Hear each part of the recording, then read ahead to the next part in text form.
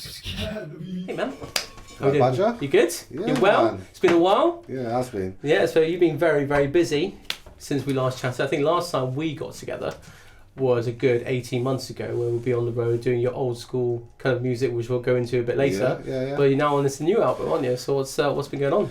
Well, I went on my computer, to be fair, and seen I had an album called Island in the Sun, and it had various artists from where I was working a couple of years ago, like artists like D-Trip, he's on the chorus on one of them, artists like Tino, L1, very young artist, very good up-and-coming artist. So I decided to put some more people on it, like my mate Rai, he's a good up-and-coming artist, and Anika, and me. And then there's a few other tracks on there, like one called Paignton with Curtis Booth on it, with me, and there's a couple other tracks with a few other features on it. So I was just thinking, should I just put together a little album, chuck all my old stuff out? I just want to clear out all my old stuff and start fresh with my new stuff. So I was just clearing it all out, and I was like, oh, okay, I'll just get a few more people on it. And then I asked a few like new artists that I know, oh, you're going to jump on it? They're like, yeah, let's jump on it. And then I asked a few more artists, they said, yeah, let's jump on it. And then all of a sudden my inbox is inundated with artists saying, can I jump on it? Mm-hmm. And we went from like 7 artists to like 35 artists in just under a week, or a week and a bit, or something like that. So how did they find out? How did these new artists find about that new music you were bringing out? Which new music? What? So when you found this album, you obviously, some of the artists you've just listed I know from past events from you. We were very substantial in your Kali Vibz as well, but it's these newer artists coming round the bay. Yeah. How did they find out about the songs? I reached out because some of these artists are not around. So D-Trip doesn't do it anymore. L1 doesn't live down here. Tino doesn't live down here. Kurt's retired. So that's 5 artists out of those people that are not actually here. So I was thinking, I want more tracks, and there was only like 5 tracks on this little folder that I had. Mm-hmm. So I was like, I'll bump up to like 10 tracks. So I was like, right, I've got to start reaching out here. So I started reaching out to local artists like Lana Love. I seen her come up like one of her freestyles or something that she did. And I just clicked on it and just reached out to her and thought, and then that just started snowballing. I just thought, new artists, different artists. Changed the whole vibe of the album. I just started reaching out to artists, put someone on Spotted Talkie, Spotted Paignton, to reach out for artists and a videographer. And lo and behold, I got a videographer here, Sebastian. He fell into my lap, and also a few other artists. But like the bar just keeps getting raised all the time. Because I mean, before we started the interview, I've sat in the studio, listened to a couple of tracks, which obviously you'll play probably a little bit snippet later on. But the main feature that I picked up was most of them are local artists. It's something that is quite passionate to you, is to bring forward not just rappers and singers, but people of a talented nature, or something they're very passionate about. To put them forward in the front line and then be part of your journey in the future to come. Is that correct? Yeah, 100%. So I already did this before, so this album's going to be called GTM Volume 2, Island in the Sun.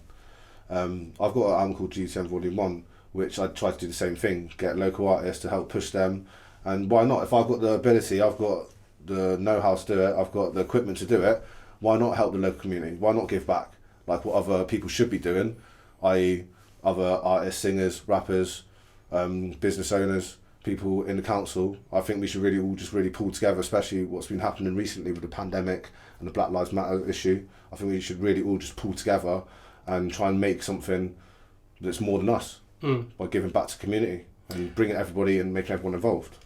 Well, you brought up then, you said GTM. Now, GTM, now I know, has been around for a long time. So we're not talking about this particular album, we're talking about the actual label, GTM. Yeah. I mean, how did that all start? Well, who came up with the idea? That was me, that was 3 years ago. So, do you know what? It started when I was sat in my old house pumping some weights to, what song was it? Work From Home. You know what song that is with Ty Dolla $ign? Mm-hmm. Yeah, I remember that. Yeah, okay. Work From Home. Da-da. I was like, this song, I don't know why, it just clicked something in my brain. It was just, I was like, this song's mad. I was like, this is a perfect song for me.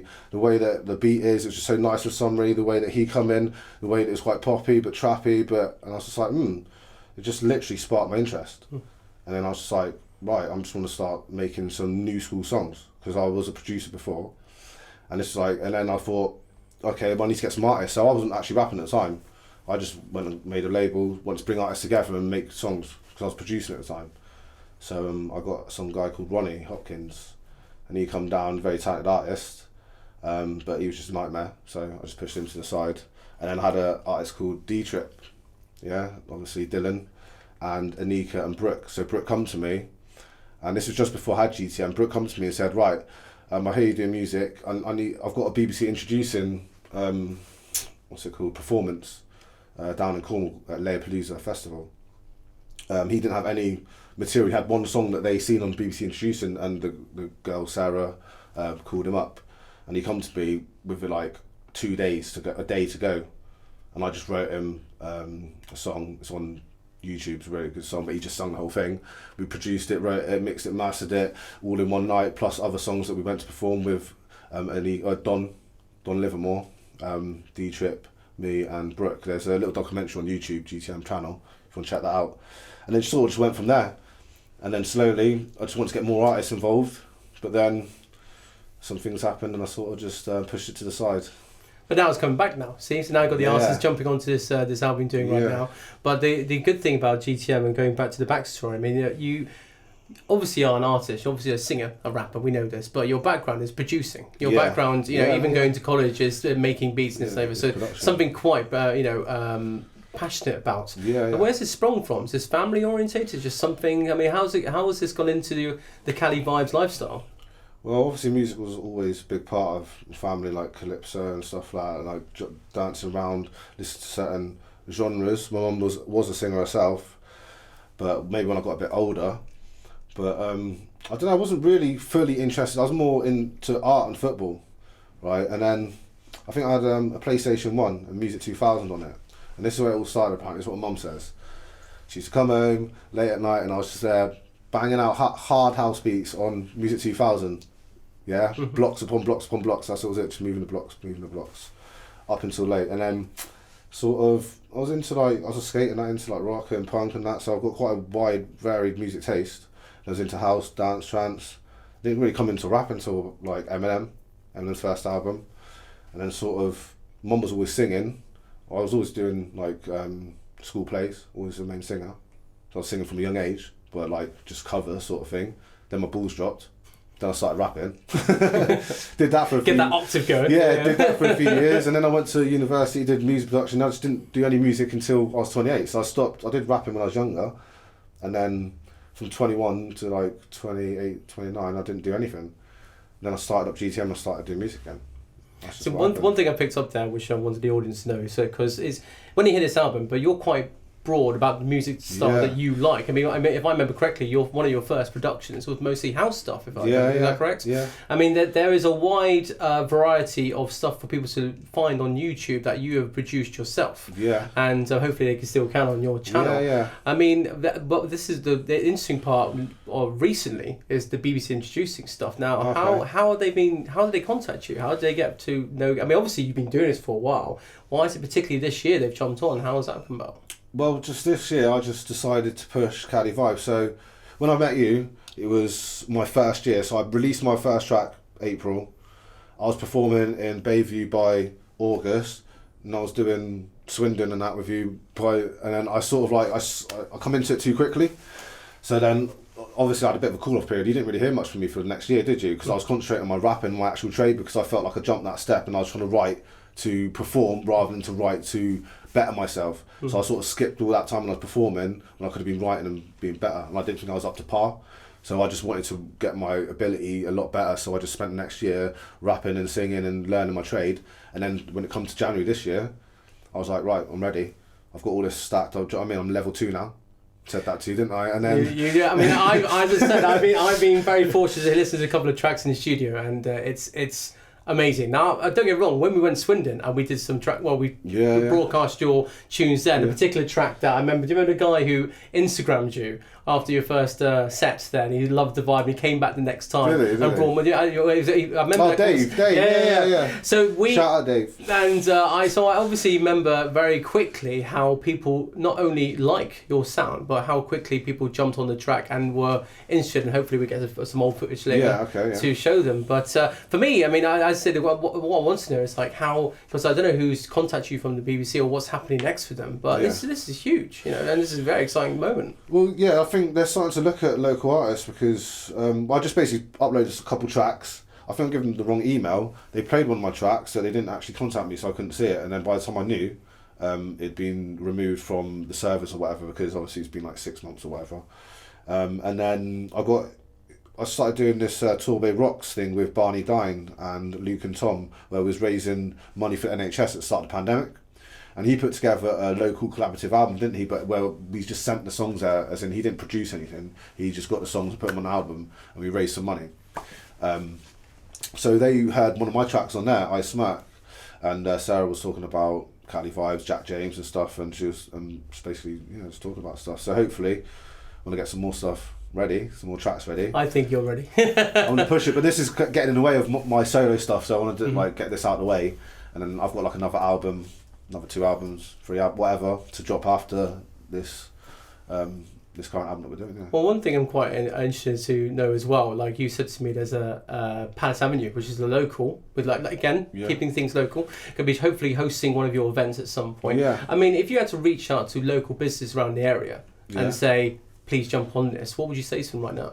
Well, I'd say, like I said earlier, that this is the time to do it. This is the time, we're in a new decade, we're in a new era of civilization, I think, where people are changing. Let's come together rather than be separate. Let's stop talking on social media and stuff like that. Let's actually talk to people in real life. Let's go and socialise with people in real life, network with people in real life. Do you know what I mean? Bonds with people that will help you progress your life, not only musically, but in any other aspects of your life. And I think the local businesses really could push it to therefore get some in return. Do you know what I mean? Put out goodness and get goodness back. If you, do you know what I mean? If we need certain things like lighting and stuff like that for events and stuff like that, then you've got free advertisement space, and you never know, those artists that you helped out might come back to you and ask you for lighting again in the future. So it's sort of like a roundabout thing, yeah. Well, this is it. I mean, in your personal view with the with the album, with everything you've talked about over the last 10 minutes where I've been interviewing you, everything's about local as a whole. Well, these businesses coming in, I mean, to say some basically, being the Southwest is, we could be out away from all the big cities. I mean, the nearest cities really to us on a musical industry is Bristol. Yeah. So for everyone to help each other out from the Southwest Torbay as a whole, we want everyone to jump on and say, look, let's help each other out to get us up par to the rest of the countries. Is what you 100%, and that's why I'm doing it for free. I'm giving Ocean Studios are doing it for free. All this free studio time for you guys to actually do this album. I'm spending hours and hours a day producing and making these tracks for people, giving them a platform. So I reach out to other business owners and I urge you to do the same. And let's just come together and make something better than there was before, and try and get on par with these local. Let's try and put Torquay on the map, or Torbay on the map, or as a musical hub, creative hub. Why not come down? Look at the surroundings we've got. We've got everything here. We've got the talent, we've got surroundings. We just need the people to come together, I think. So what do you see now, between now, let's say now and 2 years, the next 24 months for Kali Vibz and Kali Vibz Academy? Kali Vibz and Kali Vibz Academy. Well, I'm just looking, on a personal note, I've done my first music video. I'm just looking to push my music out there, and just push myself as a solo artist as far as I possibly can, with the resources that I've got. I'm a winner. I want to go out and take as much as I possibly can, and if I can bring people with me, why not? I'm not doing it in a selfish way. I want to do it. I want to be the best I can possibly be, and I think everyone else should have that outlook on life. And you never know where it can go. And if people are listening for the first time on YouTube or where you've seen this interview, where can they find your music? YouTube, Spotify, Kali Vibz, spelled V-I-B-Z, Vibz, not V-I-B-E-S. Remember that one. Yeah, I'm on Spotify, Apple Music, everywhere. Just type me in on Google. It will just come up on Google. Cool.